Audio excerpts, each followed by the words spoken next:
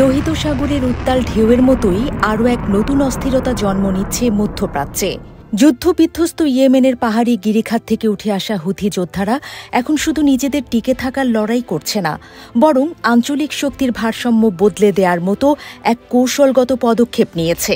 বহুদিন ধরেই ইসরায়েল ও পশ্চিমা মিত্রদের বিরুদ্ধে স্বরূপ এই বিদ্রোহী গোষ্ঠী এবার নতুন করে আলোচনায় উঠে এসেছে তাদের সামরিক প্রস্তুতির কারণে। ইসরায়েলের একটি হিব্রু ভাষার গণমাধ্যম দাবি করেছে, লোহিত সাগরের উপকূল ঘেঁষে হুথিরা সম্প্রতি অত্যাধুনিক সামরিক সরঞ্জাম মোতায়েন করেছে। বিশেষজ্ঞদের ধারণা, এটি কেবল তাৎক্ষণিক পদক্ষেপ নয়, বরং দীর্ঘমেয়াদী যুদ্ধের পূর্বাভাস।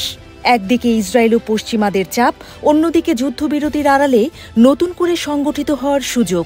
সব মিলিয়ে হুথির এই প্রস্তুতি মধ্যপ্রাচ্যের অচল অবস্থা আরও জটিল করে তুলতে পারে। প্রতিবেদনে বলা হয়েছে, পুরনো কৌশল থেকে সরে এসে এখন আরও সুসংগঠিত পরিকল্পনায় এগোচ্ছে হুথি। ইয়েমেনের পশ্চিম উপকূলীয় অঞ্চলকে ঘিরে ক্ষেপণাস্ত্র, রকেট লঞ্চার, ড্রোন ব্যবস্থা এবং উন্নত রাডার সিস্টেম স্থাপন করা হয়েছে। বিশেষ করে হুদাইদা ও হাজ্জা প্রদেশে বড় ধরনের সামরিক মোতায়েন দেখা যাচ্ছে। পাশাপাশি রাইমা, ধামার, মাহউইত, ইব এবং তাইজের পশ্চিমাঞ্চলেও নজর কাড়ছে তাদের নতুন স্থাপনা। বিশ্লেষকরা বলছেন, এই সব প্রস্তুতির মাধ্যমে হুথির হামলা ও প্রতিরোধের ক্ষমতা বহু গুণে বেড়ে যাবে। শুধু স্থলভাগেই নয়, নৌ ও বিমান প্রতিরক্ষার ক্ষেত্রেও নিজেদের অবস্থান মজবুত করেছে হুথি। লোহিত সাগর এবং কৌশলগত বাব আল মান্দাব প্রণালীর দিকে নজর রেখে পাহাড়ি অঞ্চলে পুনরায় মোতায়েন করা হয়েছে নৌ ও বিমান সরঞ্জাম। এর ফলে যে কোনো মুহূর্তে সমুদ্রপথ কিংবা আকাশপথে আঘাত হানার সক্ষমতা অর্জন করছে হুথিরা। আর এ কারণেই বিশেষজ্ঞরা বলছেন, লোহিত সাগরের শান্ত জলরাশির নিচে এখন লুকিয়ে রয়েছে অশান্ত ভবিষ্যতের পূর্বাভাস।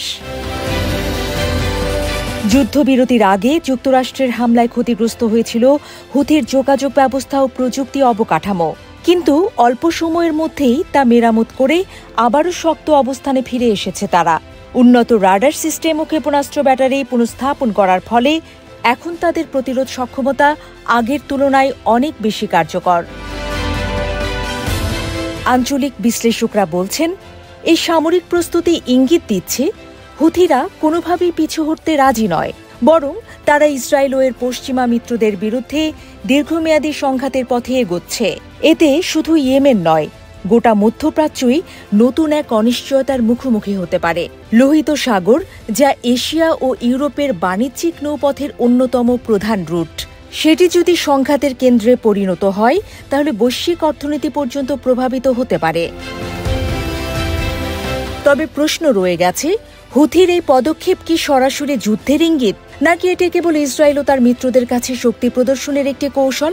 অনেক বিশ্লেষক মনে করছেন, এটি এক প্রকার চাপ প্রয়োগের কৌশল হতে পারে, যাতে রাজনৈতিক সমীকরণে নিজেদের অবস্থান আরও দৃঢ় করা যায়।